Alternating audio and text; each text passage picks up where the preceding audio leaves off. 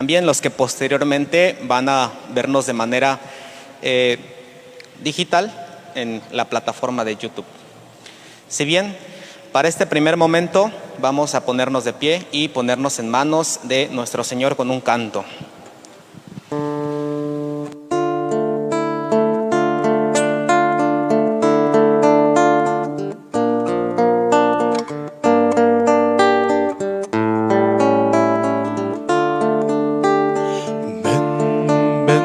Espíritu Santo, ven, ven, Espíritu Santo, ven, ven, Espíritu Santo, ven, ven, ven, Espíritu Santo, ven, ven, Espíritu Santo, ven, ven, Espíritu Santo, ven. Lléname, lléname, lléname, lléname, lléname, lléname de ti. Lléname, lléname, lléname, lléname, lléname, lléname de ti. Ven, ven, Espíritu Santo, ven, ven, Espíritu Santo, ven, ven, Espíritu Santo, ven.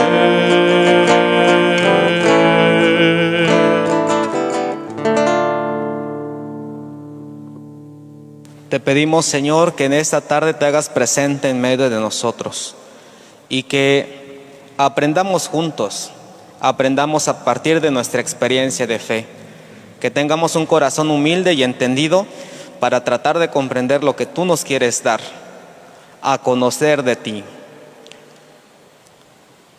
Que nuestro Señor del Calvario nos ampare, que nuestro Señor del Calvario nos bendiga. En el nombre del Padre, del Hijo y del Espíritu Santo. Pueden tomar asiento. Fíjense que hablar de Marcos, hablar de un evangelista, es todo un misterio.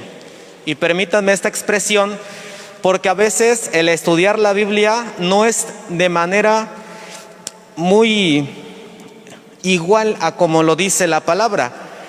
Hay que estudiarla y hay que rumiarla, porque son varios momentos de la Escritura donde va cambiando el sentido y el contexto.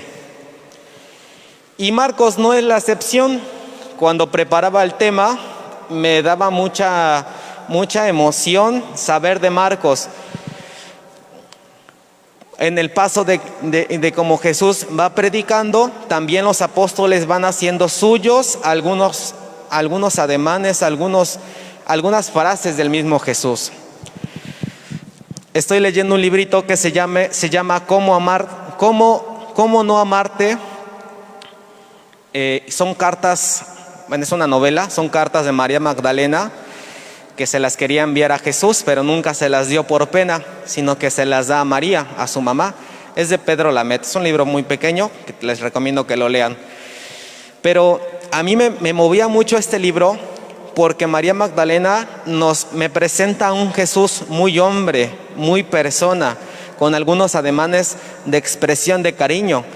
Y créanme que cuando leí hasta se me ponía así chinita la piel, porque digo, ¿cómo es que Jesús daba como que esta paz cuando veía a alguien y cómo daba la conversión hacia otra persona? Y esto lo menciono porque Marcos, vamos a ver más adelante que Marcos no pasa desapercibido de esto. Porque Marcos, al igual que Lucas fue el médico de cabecera de Pablo, saben que Pablo era pues una persona preparada intelectualmente, de una economía estable y pues de una clase social muy elevada. Entonces tenía su médico de cabecera y en este caso era Lucas. Lucas, se dice, hay un librito que se llama Médico de Cuerpos y Almas. Lo que pasa que Lucas era médico. Entonces, El Evangelio de Lucas nos va a hablar más de enfermedades que Jesús va sanando. ¿Por qué creen? Porque Lucas era médico. Entonces, también nos habla de la infancia de Jesús. Él se acerca a hablar con María. Es como cuando se acerca una mamá y le dicen, ¿y a poco siempre ha sido desde chiquito así su hijo? ¿Y qué dice la mamá? Sí, no, y antes era más berrinchudo, ahorita no es nada. Así yo me imagino a Lucas acercándose con María y diciéndole, ¿a poco Jesús también se enojaba de pequeño? Pues claro, nos muestra todo este lado humano. Y Marcos no fue la excepción. Les menciona Lucas porque dice que Lucas llegó a la ciudad santa y así lo narra el libro. Si tienen oportunidad de leerlo, léanlo. Dice que solamente vio un hombre pasar con una cruz y con una bulla muy grande. Solamente él era muy niño, Lucas, y vio a Jesús pasar con la cruz y desde ahí se enterneció. Después investiga más por Pablo, ¿sí? Hace 8 días el padre Jafet hablaba de Nietzsche, ¿no? Nietzsche hace esta crítica a Pablo porque es el que hace toda la reflexión cristiana del cristianismo, que algunos se apoyan de ello, pero no. Ahí viene el libro de los Hechos de los Apóstoles. Hay un padre que es un amigo mío, él tiene un proyecto que se llama Hechos 29. No sé si alguien traiga su Biblia, ¿sí? A ver, busquen Hechos 29, búsquenlo, pongan Hechos 29. Y me dice quién lo encuentra. Hechos 29.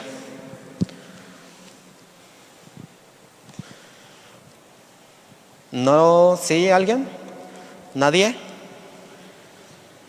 ¿No? Hechos 29. ¿No? ¿Sí o no? ¿No está? Ok.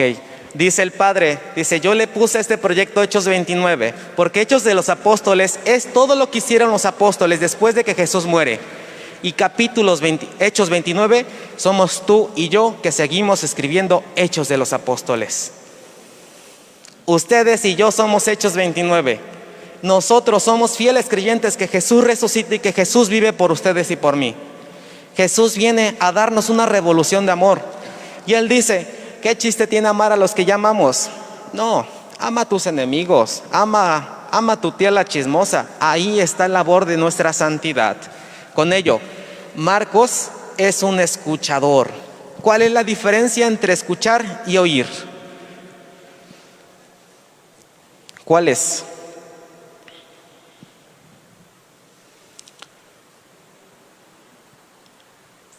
Escuchar es prestar atención total. Y oír es, por ejemplo, los ventiladores. ¿Ya los escucharon? Ahorita lo están escuchando. Pero pasa un camión y pues no, y le prestas atención. ¿Sí? ¿Escucharon?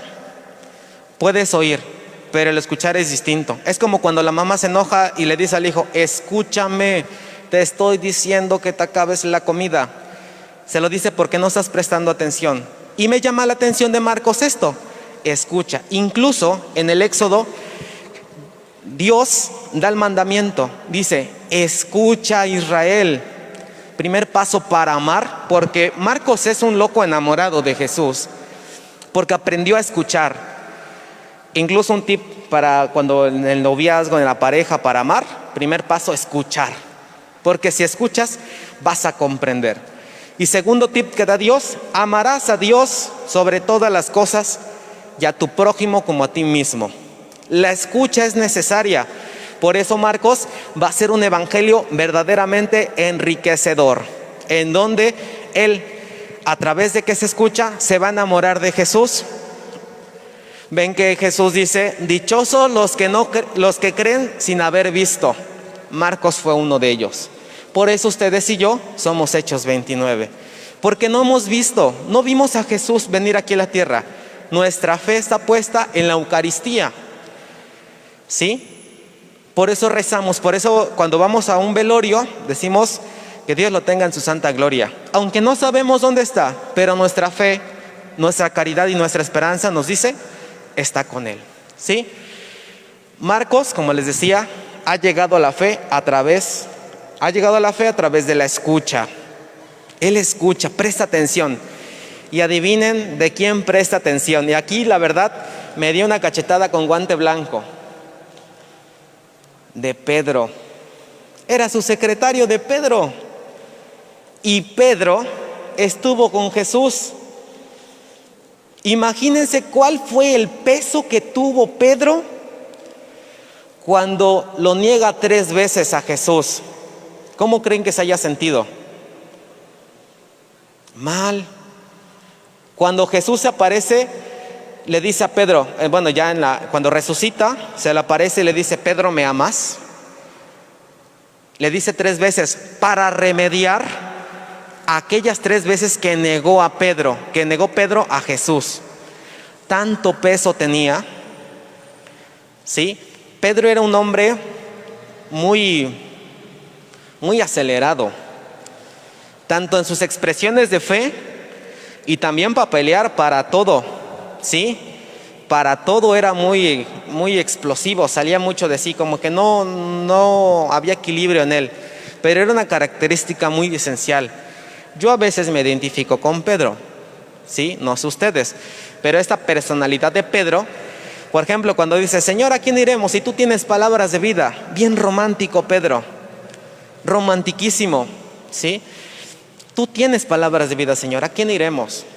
Cuando pregunta a Jesús: ¿y ustedes quién dicen que soy yo? Señor, tú eres el Mesías. Tanto amor había en Pedro como para decir: tú eres Señor, si tú no estás, no soy nada. Como cuando están uno enamorado y le dicen a la novia: preciosa, reina, la más linda del lugar. Así Pedro estaba enamorado por Jesús. Con decirles que dejó a su esposa para seguir a Jesús, con decirles que le pidió a Jesús que sanara a su suegra. Cuánto amor tenía por Jesús. Todas estas partes humanas nos van a ayudar a entender cómo fue la conversión de estas personas para decir: Jesús, te acepto en mi vida y entrego todo por ti. Hasta mi carácter lo entrego por tu anunciación, ¿sí? Antes de escribir el Evangelio, fue escuchador de anuncios gozosos, de la buena noticia. ¿De quién escuchó la buena noticia entonces? ¿Del apóstol? Pedro. Marcos no fue apóstol, no conoció a Jesús. Imagínense cómo les platicaba Pedro de todo lo acontecido. ¿Cómo creen? Con mucha pasión se emocionaba. Yo me imagino a Pedro diciendo: no, y Jesús caminó sobre el agua y me dijo: ven, y yo me estaba ahogando y soy pescador, y me emocioné y quería llorar, no sabía qué hacer. Con esa emoción, tal fue grande su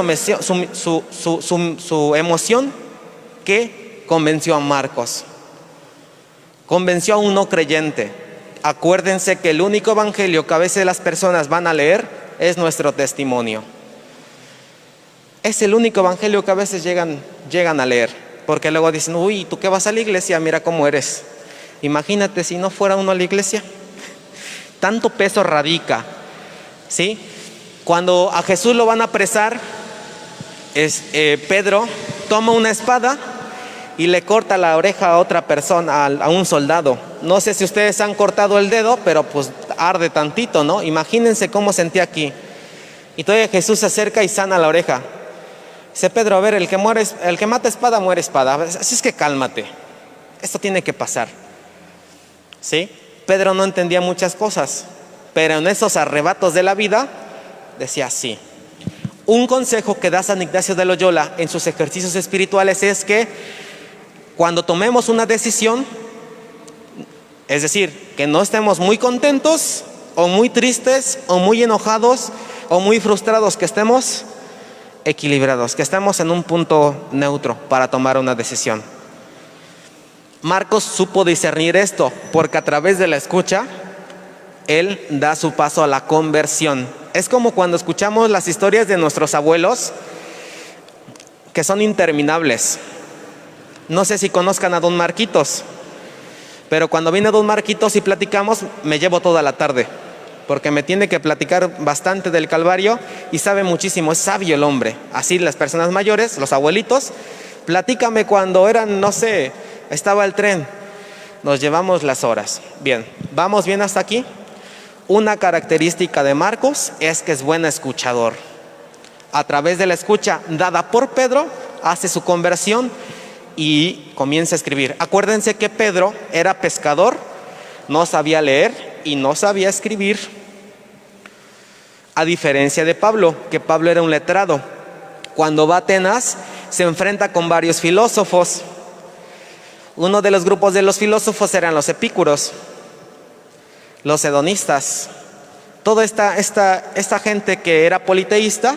Y cuando dice, vengo a hablarles de la resurrección, a ver, cálmate Pablo, nos hablas otro día de esto. ¿Sí? Entonces, era muy curiosa la figura de Pedro. Bien, pasamos a la siguiente y dice, él, como les digo, no había oído nada del Señor, ni era discípulo, dirían los muchachos en el Facebook, ni topaba a Jesús, no sabía quién era. Pero aquí nos ponen a un padre de la iglesia, Clemente de Alejandría, dice que Marcos, después de tanto escuchar de Jesús, dice, ahora sí, me tengo que sentar a escribir, porque todavía hay personas lúcidas que conocieron a Jesús, que preguntaron y tuvieron la enseñanza de él. Marcos fue un fiel discípulo de los apóstoles. Acuérdense que las primeras comunidades cristianas se reunían para escuchar la enseñanza de los apóstoles. Partían el pan, tenían todo en común, tenían momentos de oración y decía la gente, si así son los primeros cristianos, si así son esas personas que creen en Cristo, yo quiero ser cristiano. Por eso les digo que el único evangelio que muchas personas van a leer va a ser nuestro testimonio. Imagínense cómo eran esas primeras comunidades, que era la conversión. Se trataban bien, se saludaban, se amaban, reían juntos. ¿No tienes esto? Yo te comparto. Marcos vivió y saboreó esas primeras mieles del cristianismo. ¿Sí? Entonces, él escribe porque los discípulos de Pedro le pidieron que escribiera. Casi le dijeron, Marcos, tú que eres el dedo chiquito de Pedro, pues anota todo lo que dice de él, porque se va a ir y no nos vamos a quedar con nada. Ahí empieza el registro escrito. Me parece que el evangelio está escrito en griego. Incluso para leer la Sagrada Escritura hay que saber griego. Cambia mucho el sentido, bastante. El griego es muy rico en ello y bueno, ayudaría mucho para el estudio del mismo. Entonces, recapitulando, Marcos es discípulo de Pedro, es el escuchador, y cuando él predicaba abiertamente el evangelio en Roma, ya ven cómo va cambiando ahora, de Nazaret ya se brincaron a Roma. Roma era una ciudad muy fuerte en el pensamiento, porque ahí surgió el pensar filosófico de alguna manera. La razón la empezaron a cuestionar desde el tiempo de Sócrates. Anteriormente a los presocráticos también tenemos todo, Tales de Mileto, Alexandro, Anaxímenes, Pitágoras, los números y demás. Toda la reflexión la trae y ellos se meten a este mundo de letrados. ¿Sí? Marcos también tenía lo suyo, claro está. Y varios estaban convencidos del testimonio de que daban de Cristo. No sé si en casa tengamos la experiencia de alguna persona que no es tan afecto a la Iglesia Católica. No sé si lo tengan. Y a veces es incómodo, bastante incómodo. Sí, me decía un muchacho, dice, ¿por qué tengo que ir a la iglesia? Si solamente con pensar en Dios basta. Yo le decía, no respires, solamente piensa en el oxígeno. Dice, no puedo. La iglesia es ese respiro de Dios. La iglesia es pecadora por quienes la forman, pero es santa por quien la fundó. ¿Sí? Digo, nadie es monedita de oro para caerle bien a todos. Yo me imagino un Pedro que no a todos les caía bien. Pero, por ejemplo, Marcos se da esta oportunidad de conocerlo y sacar todo lo sabroso que tenía de Jesús. Imagínense todo lo que le pudo recuperar. A partir de ello, él se decide a ponerse a escribir. De puño y letra. Se pone a escribir y se pone a escuchar a Pedro. Todo lo que era necesario. Según esta misma fuente, fue iniciativa y Pedro no le prohibió nada. Pedro dijo, adelante, tú escribe, tú que puedes escribir, hazlo, yo te dicto, échale. Y hasta la fecha tenemos este evangelio.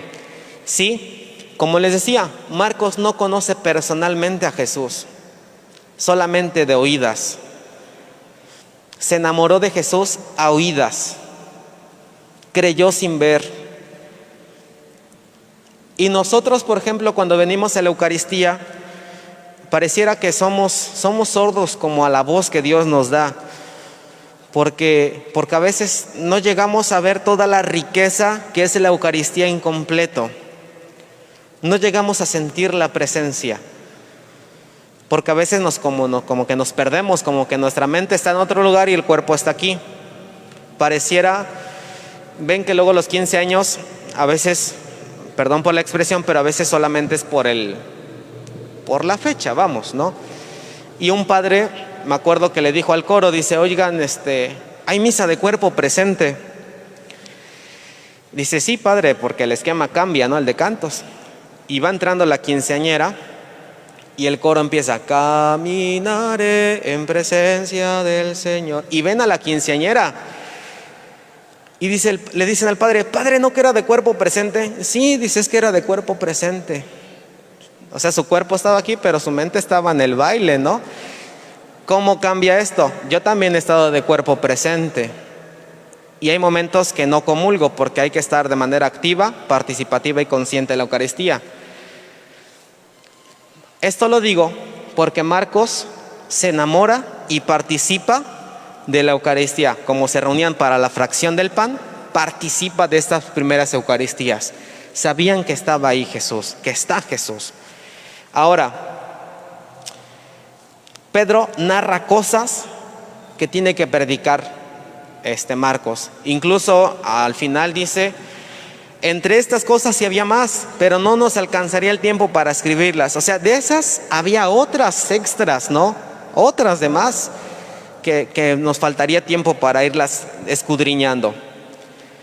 Y ahora con más fidelidad a los hechos que a su disposición. Así como Pedro se los escribía, así también Marcos lo iba haciendo.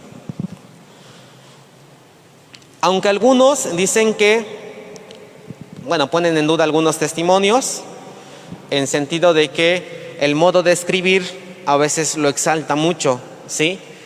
Y a veces no se llega a comprender de alguna manera, porque te deja, no a medias, pero te tiene que dar la oportunidad que tú reflexiones más. Como aquella mujer que le dice Jesús, oye, pues, ustedes son unos, la manera que decía perritos, pues Marcos escribe así en diminutivo, pero él tal cual dice perros, ¿sí? Así tal cual. Dice, Señor, pero mis cachorros comen de las migajas que caen de la mesa. Pues los perros, ¿sí? ¿Por qué? Porque deja a una cierta distancia para que también nosotros reflexionemos. Es criticado por esto y es sin duda por su forma de escribir tan concreta, tan fácil, tan llevado a, ¿sí? Él escribe de una manera histórica porque Pedro se lo va narrando, ¿sí? Ahora, en cierto, de todos modos, la predicación de Pedro no ha sido la única fuente de información para Marcos. También tenía a su disposición testimonios de otras personas de la comunidad, no solamente Pedro. Como que se enriquecía, se ponía en contexto y a partir de ahí él tenía el texto y lo escribía, ¿sí? Vamos ya viendo ahora, sí, el contexto de Marcos, pero cómo es que él se detiene a escribir, se detiene a pensar en Jesús. No es lo mismo, estamos de acuerdo ustedes, mandar un WhatsApp que hablarlo en persona, ¿sí?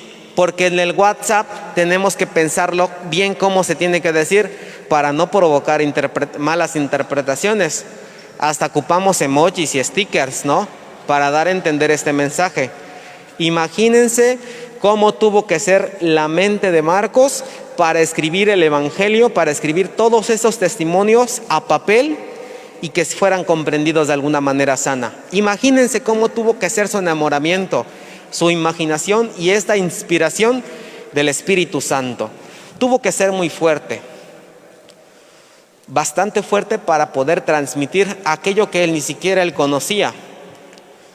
Va más allá su conversión. ¿Vamos bien hasta aquí? ¿Sí? Perfecto. Taylor es un escritor muy bueno, si quieren leerlo adelante. Tiene interpretaciones y comentarios a los evangelios buenísimas, léanlo si quieren en sus ratos libres. Y dice: de una manera opaca o a través de un cristal podemos ver al evangelista manos a la obra, y también quién es él se puede confundir como el deudor, como si debiera de parte de la lectura de los evangelios. Y también el evangelio, me gusta esta expresión, dice que fue un cuaderno de apuntes. No sé cuando habían ido ustedes a la escuela cómo tomaban apuntes, pero yo me acuerdo que cuando o escuchaba al maestro o escribía y luego no escribía completo. Esta capacidad de tomar apuntes de Marcos fue sorprendente. Sí, incluso cuando fueron nuestras épocas de estudiar, pues teníamos que saber tomar apuntes, porque para estudiar tenías que acordarte a ver por qué pusiste esta flecha, por qué hiciste ese esquema. Pedro tuvo que como que detenerse un poquito, y Marcos también tener esta capacidad de escritura, ¿sí? Fue su cuaderno de apuntes y de una memoria muy tenaz. Era muy capaz Marcos, era muy, muy inteligente. A partir de este cuaderno de apuntes, activa y viene atrás de él toda una iglesia viva hasta nuestros días. Por ejemplo, Santo Tomás de Aquino tiene una obra que se llama Ente y Esencia, y dice que Ente y Esencia la escribió para uno de sus hermanos que le costaba estudiar filosofía. Ente y Esencia son como 20 hojitas, así chiquititas. Y hay un comentario que son como 150 hojas para entender esas 20 hojas. Y decían que era para su hermano dominico más que le costaba el estudio. Digo, o sea, en ese tiempo, ¿cómo se estudiaba la filosofía? Si a mí me cuesta entender Ente y Esencia de Santo Tomás de Aquino, ahora en ese tiempo, ¿cómo se metían a los libros? ¿Por qué les digo esto? Porque a través de esta enseñanza viene toda una recopilación de decir, este hombre cómo se enamoró de Jesús sin haberlo conocido, y todavía escribe de él. Viene toda una reforma de la iglesia que se hace más viva. Y también de esta iglesia él participaba y dependía de ello. Era su vida ya, era parte de su existir. Esta enseñanza primeramente está dada en la reflexión. Reflexión, regresar, otra vez rumiar. No era así como que a la primera escribir, sino que hacía suyo el texto, lo comprendía, lo vivía, de dientes para adentro. No era un flatus vocis, dirían los de la Edad Media. Lo hacía suyo, lo redimía en su persona. ¿Sí? Los siguientes a Marcos eran solamente enseñantes. Tomaban de referencia las notas de Pedro dadas en Marcos. Era su libro de apoyo. ¿Sí? No era como que las primeras fuentes, eran sus libros de apoyo para dar la enseñanza para los predicadores y los evangelistas que habían recibido ya esta noticia del reino de Dios. Su evangelio, aquí esta expresión me gustó mucho, lejos de ser una empresa privada, era un producto de la vida de la iglesia. Hay un libro que se llama Matar a nuestros dioses, de el autor, no lo recuerdo bien. Cuando hacía el reporte de este libro, ahorita que me acuerdo les digo el autor para que lo lean también, decía que este era un testimonio de su muerte. Y yo así, a ver, espérate, porque antes de que muriera, él escribe el libro, le manda su libro a su mejor amigo, y como a las 3 horas muere. Y su amigo dice, pareciera que fue su testamento espiritual, y ahora sí va a conocer al Dios que quiere conocer. Matar a nuestros dioses trata de los dioses erróneos que tenemos de Dios. Por ejemplo, de un Dios milagrero, un Dios vengativo, un Dios que odia y demás. Ese tipo de dioses él escribió. Está muy padrísimo el libro. En una tarde lo leen. Si lo quieren tener, adelante, está en PDF en internet. Y su evangelio de él va a inspirar y es producto de la vida de la iglesia. Y obviamente está inspirado en el Espíritu de Dios. Aquí que están nuestros hermanos de la mano de Dios, ustedes sabrán bien que cuando algo es de Dios, trasciende. Si no, no. Trasciende en todo. También un matrimonio, si está dado de la mano de Dios, trasciende. Cualquier proyecto dado por el Espíritu va a trascender. Si no, no, no. Imagínense cómo fue el peso del Espíritu Santo en este evangelio. Fue muy fuerte porque trascendió. Fue el libro de apoyo para los nuevos predicadores. Bien. Ahora,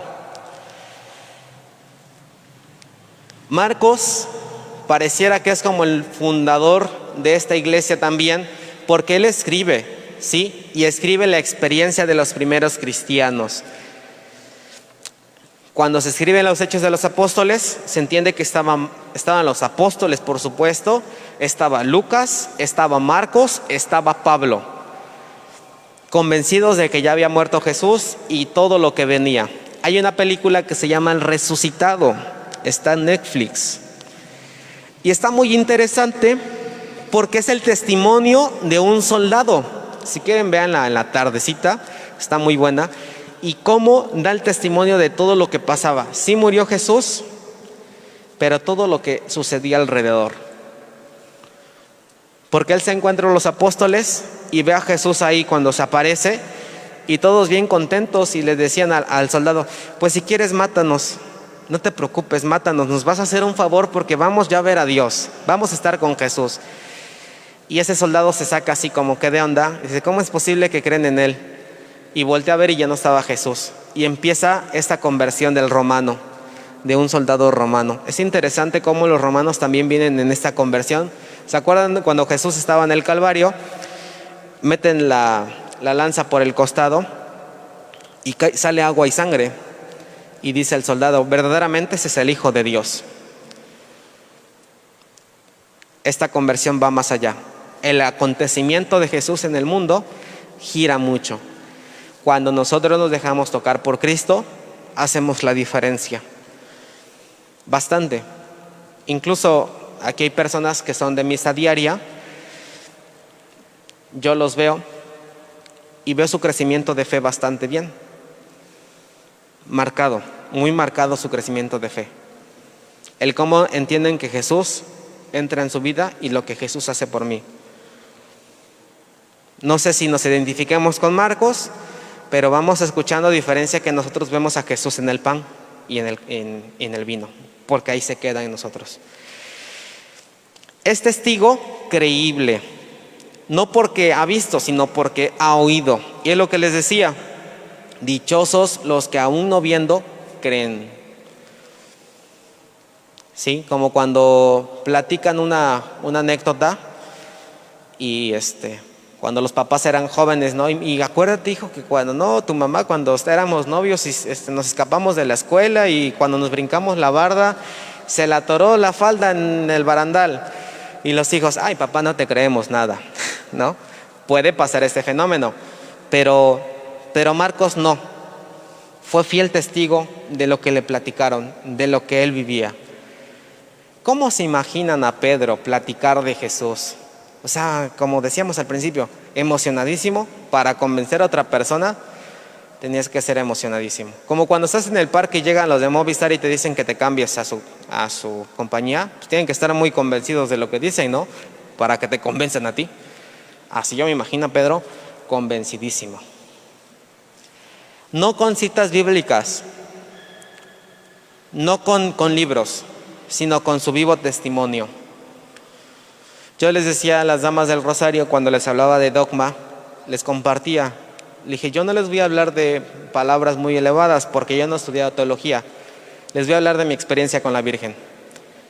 Y cambió todo el aspecto. Digo, hablar de dogma es otros niveles. Yo soy filósofo, no teólogo. Y esta conversión pasa en mí, por ejemplo, a través de lo que yo viví. Cuando estoy convencido, porque yo lo he vivido. Como cuando tienes un accidente, o los que no creen y tienen un accidente y les sale el milagro que no están enfermos, creen, sale la conversión, ¿sí? Marcos era de esta raza, así lo pone el autor, de aquellos que creen sin haber visto. Y a todo hay que añadir una experiencia personal, la de un hombre particularmente sensible a la profundidad del misterio que se ha abierto con la fe en Cristo. Todo un misterio Cristo. En el libro este que les platico de las cartas de María Magdalena, ella dice: Jesús, yo no sé qué hacías cuando te ibas a hacer tus oraciones aparte, no sé de qué tanto hablabas, pero yo cuando te escuchaba hablar, yo me derretía en tus palabras. Amaba escucharte, Jesús. Es un reclamo así de amor, una mujer entregada. Decían, yo no sé qué hacías. Y tú cuando me veías, yo quedaba enternecida, Jesús, yo no sabía qué hacer. Yo me imagino también a Jesús así con Pedro y compartiendo el mismo sentimiento, esta experiencia personal, y que parece que haya tenido todo el tiempo para dar medida de su carácter desconcertante.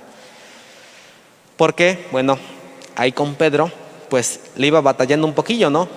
Él cómo iba expresando, yo creo que no había días tan buenos, ¿no? Estaba cansado y demás. Supo discernir este amor que tenía Pedro de Jesús. Es como cuando se van a casar, que el padre los llama para hacer entrevistas y el padre tiene que discernir para ver si te casa o no te casa. Así también tuvo que tener este don, este carisma del Espíritu Santo de saber discernir. Tal vez discernimiento de espíritus, pero más que nada discernir. Bien, ¿dudas hasta acá? ¿Preguntas, observaciones, alguna opinión? ¿Bien?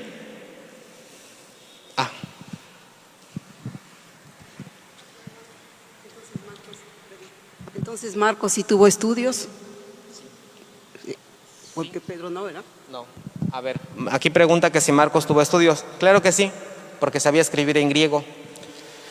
Sí tuvo que haber aprendido. No sé a qué escuela fue, pero sí tuvo que haber tenido buenos estudios donde escribe griego y todavía recibe dictado de alguna persona. Yo considero que a veces que no está pegado a los libros Pedro, sí algunas muletillas. Él tiene una muletilla, dicho sea de paso, con la I, latín, Y, pero sí tuvo que tener esta capacidad de recepción de una persona que no está pegada a los libros, por supuesto, y que tiene su vocabulario muy reducido, a diferencia de una persona que lee muchísimo y que cuando le falta una palabra la cambia por otra, porque la va metiendo por su lectura vasta.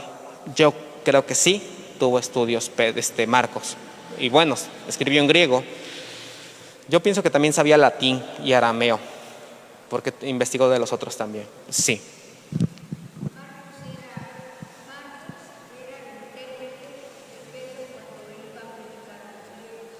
Exactamente, sí, era el intérprete de los griegos. Pedro, sí, era el intérprete tal cual. Y fue muy buena interpretación. Todo lo que decía, era su traductor, su traductor tal cual. Sí, muy bien. ¿Alguien más? ¿No? Si se dan cuenta, aquí el comentario que hizo nuestra hermana, él va a Roma y se encuentra a los griegos. Los griegos tienen una forma de ver la vida tan elevada que Marcos tuvo esta capacidad de reflexión y de introspección para poder traducir lo que decía Pedro. Sí. Bien, vamos avanzando, ya casi terminamos, nos faltan unas poquitas y nos vamos. Marcos nos propone a un Jesús que viene a iluminar, que viene a darse y que nos viene a sacar de la oscuridad, no solo porque Jesús se revela como hijo, ¿sí? Porque nosotros conocemos la Escritura a través de la revelación Y toda nuestra escritura está escrita, valga la redundancia, a una luz pascual. A ver, ¿cómo es eso de la luz pascual? Cuando Jesús resucita, a partir de ello es Pascua, en toda la luz pascual de la resurrección se escribe todo. Porque no dice antes que cuando Jesús iba caminando, alguien iba escribiendo. No, incluso Jesús no escribió nada, a excepción de lo que escribió en el suelo. Se dice que hizo algo cuando la mujer adúltera corre a sus pies. Es lo único que se sabe que se escribe. Por eso lo comparan mucho con este filósofo Sócrates, que no escriben nada y que los dos pelean la verdad. Ahora, sino que también porque en él obra Dios y se lleva a cabo solamente en la contradicción y en la lucha, ¿sí? Pareciera toda una revolución en su corazón, en su mente, en los cuales él permite decir: sí, Señor, te acepto, te estudio, te escribo y te doy a conocer. Es un enamoramiento tal cual, ¿sí? Ahora, Marcos parece hablar por experiencia, hace suyo el Evangelio y él ha llegado al conocimiento íntimo de Jesús ofreciendo su propia colaboración y su actividad en la iglesia. Así de como era intérprete, también participaba de este encuentro de la iglesia viva y de los primeros cristianos a partir de su experiencia y de su conocimiento con Marcos. Fue muy emotivo el encontrar una primera iglesia y que todos hablaran de Jesús sin pena alguna. Actualmente no se puede hacer eso del todo. Yo me imagino que ustedes fueran ahí en la calle y dijeran: soy pro vida. Yo creo que no nos mirarían bien. Cuesta para algunos decir: pues, ¿por qué eres pro vida, no? Es la diferencia que hacen. En tiempos de Jesús no era así. Por este primer convencimiento que tenían de que verdaderamente Jesús estaba vivo. Y así como es entendido, significa que es ser compañero de Jesús. Ser hijo de Dios es vivir como hijo de Dios, vivir como cristiano creyente, con los valores del reino: paz, justicia, fortaleza, vida. Con estos valores creció también Marcos. Y así como él ha entendido qué significa, para todo ello, la gloria se encuentra al final de la lucha. Por eso, el primado se traduce en servicio. Él sirve, ofrece lo que sabe y lo entrega. Y es un don de sí. Acuérdense que un don es para compartir, no para quedárselo. Sí, porque es un don, es un regalo que compartes y das a otra persona. No es tuyo, porque es algo divino. Y este discípulo no va a terminar nunca de convertirse de las miras humanas para entrar a las miras de Dios. Él se entrega de alguna manera a Dios, no solamente a partir de su experiencia humana, sino también de una experiencia divina. Que siente la presencia de Dios en su vida, la acepta, la capta, la hace suya y se entrega completo. Bien. Marcos, hay que hacer esta diferencia bien marcada, porque más que un escritor, Marcos también es alguien que cuenta.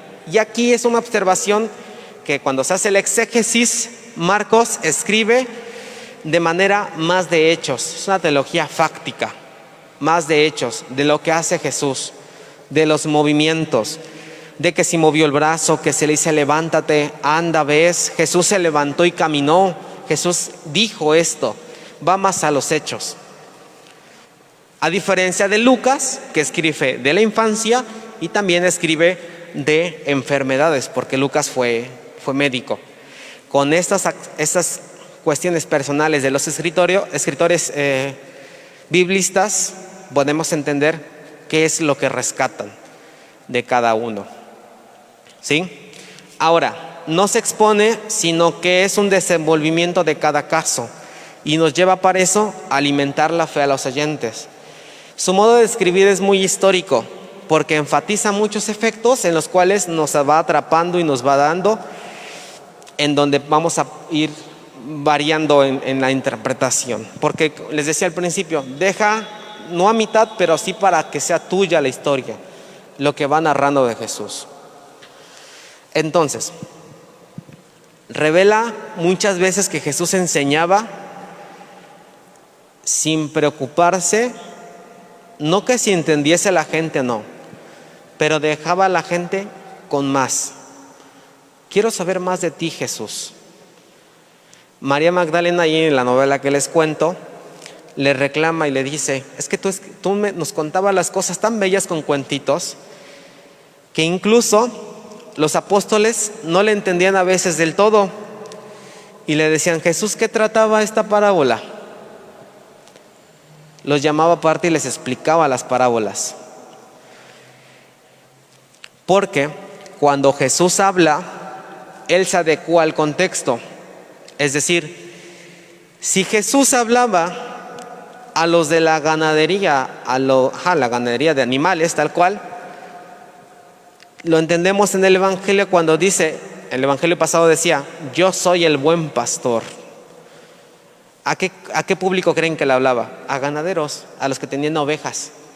Con esta adecuación del contexto entendían muy bien lo que Jesús trataba de dar a entender. Cuando decía, un día el sembrador salió a sembrar, tomó semillas y las tiró, unas cayeron en tierra pedregosa. ¿A quién les hablaba? A agricultores. Cuando decía, te voy a hacer pescador de hombres, ¿a quién les hablaba? A pescadores. Por eso Jesús daba estas pautas para que pudiéramos cuestionarlo, nos acercáramos a Él. Cuando Marcos escribe, enfatiza estos hechos y atrapa a sus discípulos. Y es un fruto de la iglesia viva. Ese es su estilo personal. Y más bien, pues un tanto rudo lo manifiestan así. Rústico, grueso, para explicar. No tenía sufría como que buena redacción en complacencias estéticas, estilistas, más que nada, en adornar, galigorear el discurso, sino también se preocupaba que quiero ser concreto. Alguien, no está aquí, a la señora que le decía, pero hay un padre que nos decía que una homilía tenía que ser como una minifalda o un traje de baño. Chiquito, corto, que enseñe y que apriete. Así nos decía. Si ustedes cuando preparen su reflexión para la gente, tiene que ser como una minifalda. Cortita, que enseñe y que apriete. Así Marcos era de rudo. 2, 3 palabras Jesús dijo esto. Por ello, los exégetas tal cual lo definen como un bárbaro, como alguien muy atrevido para escribir de Jesús. ¿Se entiende por qué? Porque él no lo conoce. ¿Sí? No sabían cómo venía, si enojado, contento o feliz. Hay una novela que se llama Mi nombre fue Judas, y se dice ahí que la novela, es una novela, se dice que Judas fue el mejor amigo de Jesús, y que se entiende que venían de varios días de caminar y que estaban cansados, y Jesús llegaba y felicitaba a todos, y Judas le decía, tú ni siquiera me volteaste a ver, amigos celosos, ¿no? Ese tipo de contextos que vivían los apóstoles, Marcos no los llegó a vivir, pero sí los llegó a dar a entender a través de su escucha y a través de su reflexión y su entrega personal. Pero más bien es muy simple el entender, es muy popular. Es como el Papa Francisco. El Papa Francisco habla como un párroco de pueblo, a diferencia del Papa Benedicto XVI, que son textos muy elevados. El Papa Francisco habla muy latino, muy como nosotros. Cuando dicen, quiten esa cara de vinagre, al Papa Benedicto jamás le he escuchado esa expresión, ¿no? Al Papa Francisco sí. Cambian mucho los discursos, si se dan cuenta. Y por eso, si nos ponemos así muy románticos, él también era como Marcos, porque es muy práctico a lo que va. No se anda con cosas. Hay un video que los legionarios le preguntan al Papa, oye Papa, ¿cómo va esa pierna? Esa rodilla, ven que está mal. Y le dice el Papa, anda muy caprichosa. ¿Y saben lo que le haría falta a mi rodilla? Dice, un tequila. Y los legionarios le dicen, cuando vayamos a Santa Marta te llevaremos unas botellas, ¿no? el Papa tiene este vocabulario muy práctico. Nosotros como mexicanos lo entendemos, ¿no? Marcos se brincó toda esa barrera y tuvo esta inspiración de decir, ok, escribo de él. Bien, hasta aquí de este momento de compartir de Marcos. Abro, es el foro de preguntas. Si alguien tuviera algún comentario también, alguna pregunta, se la resuelvo. Adelante con toda confianza. ¿Alguien? ¿Algún comentario? ¿Algo que podamos enriquecer más? Sí, a ver. No están ahí los que ayudan. A ver. Aparte de haber escrito el Evangelio, o sea, en base a las vivencias y lo que escuchaba, ¿él también predicaba a las primeras comunidades cristianas o solo se dedicó a escribir? Ajá, del todo no era el encargado de predicar tal cual de viva voz. ¿Cómo predicaba? Con su testimonio. Porque él asumía todos estos valores de los primeros cristianos, de recibir la enseñanza de los apóstoles, de compartir el pan, que es la Eucaristía, vivía la Eucaristía, también oraba y compartía todo en común. Tal cual predicador no era, solamente fue escritor y con estas escrituras, este cuaderno, apoyó a otros predicadores, pero él predicaba con testimonio, no así como Pedro. Sí lo hacía, pero era como con sus cuates, yo creo, porque compartían los textos tal cual. Sí. ¿Alguien más?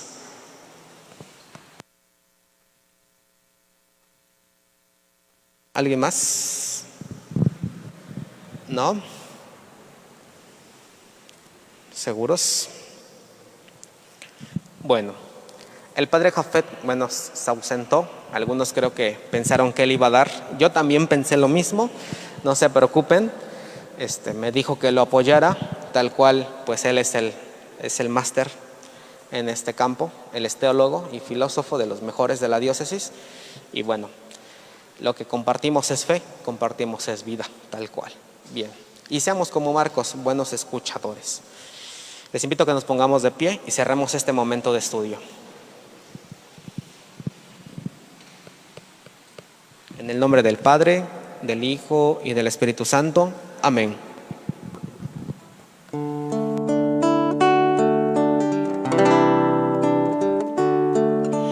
Gracias quiero darte por amarme.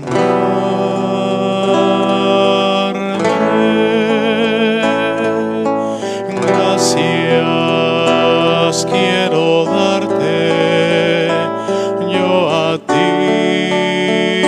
Señor.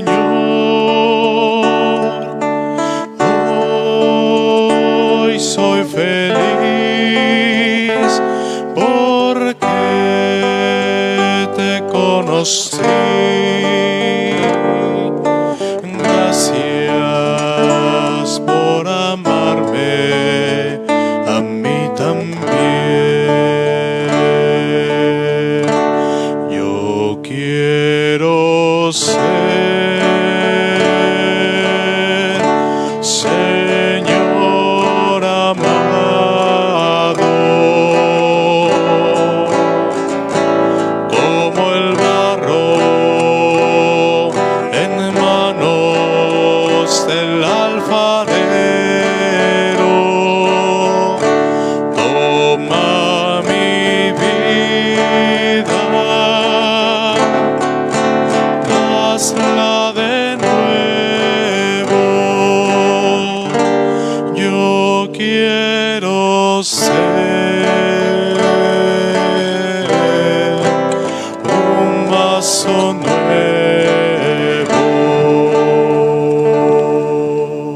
Dulce Madre, no te alejes, tu vista de mí no apartes.